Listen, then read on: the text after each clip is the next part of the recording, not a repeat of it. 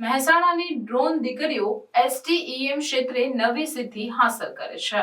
મહેસાણા જિલ્લા વહીવટીતંત્રએ યુવા મહિલાઓને શિક્ષણ દ્વારા સશક્ત બનાવવા માટે ફરી એકવાર તેની પ્રતિબદ્ધતા દર્શાવી છે। તાજેતરના એક ઉપક્રમે મહેસાણાના કસ્તુરબા છાત્રાલયમાં વિદ્યાર્થીઓને STEM વિજ્ઞાન, ટેકનોલોજી, ઇજનેરી અને ગણિત એટલે કે STEM માં વ્યાપક તાલીમ આપવામાં આવી। આ તાલીમનું સમાપન એક અદ્ભુત ઇવેન્ટ સાથે થયો, જેમાં વિદ્યાર્થીઓએ તેમના નવા મેળવેલા કૌશલ્યને ડ્રોન ઉડાડીને આકાશમાંથી ફૂલવર્ષા કરીને પ્રદર્શિત કર્યું। STEM તાલીમ કાર્યક્રમનો ઉદ્દેશ્ય વિદ્યાર્થીઓને વિજ્ઞાન અને ટેકનોલોજીમાં આવશ્યક કૌશલ્યોથી સજ્જ કરવાનો હતો, જે નવીનતા અને સર્જનાત્મકતાની ભાવનાને પ્રોત્સાહન આપે છે। આ પહેલ STEM ક્ષેત્રોમાં લિંગ અંતર ઘટાડવા અને યુવા મહિલાઓને આ ક્ષેત્રોમાં સફળ થવા માટે જરૂરી સાધનો પ્રદાન કરવા માટેના વ્યાપક પ્રયાસનો ભાગ છે।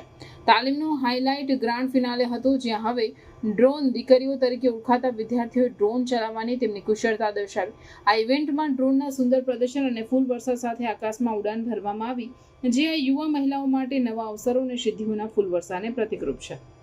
આ પહેલ શિક્ષણમાં લિંગ સમાનતાને પ્રોત્સાહન આપવા અને યુવા મહિલાઓને STEM ક્ષેત્રોમાં કારકિર્દી બનાવવા માટે સશક્ત બનાવવા માટેનું મહત્વપૂર્ણ પગલું છે।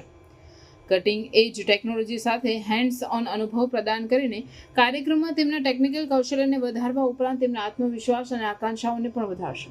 મહેસાણાની ડ્રોન દીકરીઓની સફળતા યોગ્ય અવસરોને ટેકો મળતા યુવા મહિલાઓની સંભાવનાનો સાક્ષી છે। તે સમાવેશક શિક્ષણના મહત્વને હાઇલાઇટ કરે છે અને દરેક છોકરીને તેના સપનાઓ હાંસલ કરવાની તક સુનિશ્ચિત કરવા માટે આવી પહેલો ચાલુ રાખવાની જરૂરિયાતને દર્શાવે છે।